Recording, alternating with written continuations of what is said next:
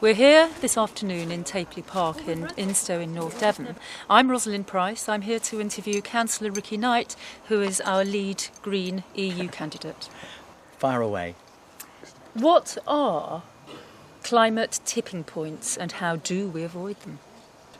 The really worrying tipping point, some say we've reached it already, but within the next few years, if we do not address our carbon footprint and our CO2 emissions, we will have a rise of temperature above 2-3 degrees, and this is going to mean there will be runaway, catastrophic collapse of our ecosystems.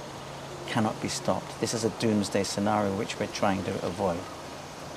And what role do you see for the EU in making sure that countries such as the UK do more to mitigate climate change? I think it's essential that the EU maintains its pressure on all European Union governments, not just the UK, but UK, for example. They must grasp the nettle. They must be prepared to be unpopular. Very often the medicine is going to hurt. The EU can set rigorous and ambitious targets for reduction of CO2 emissions, and these must be enforced through legislation, which will hurt the UK if they don't adhere to them. Political parties have all gone green these days. Are the Green Party's environmental policies still ahead of all the others? I'm quite happy and quite relieved, if you like, that the other parties are taking up our policies and rephrasing them and making them their own. On a personal level, particularly within our electoral system where the Green Party have to struggle to get representation, I want our policies to be adopted. I want them to be enforced by law.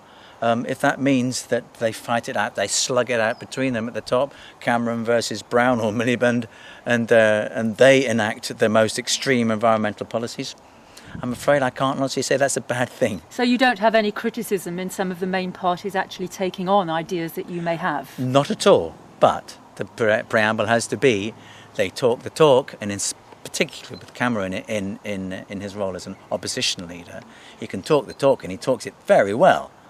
But will he walk the walk? Come the day, as has happened with Blair, as the Blair government since '97, they renege on all their promises and they start getting cold feet, they start getting lobbied by powerful vested interests, and they lose all their scruples, and they certainly start to lose their commitment to the environment, unfortunately.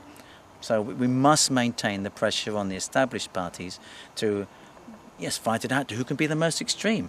There was an incident last year when the Liberal Democrats' policies on energy and carbon dioxide emissions actually leapfrogged our own. But that's fine. Let them try and outshine us on the environmental front, and that makes us even more extreme, I hope.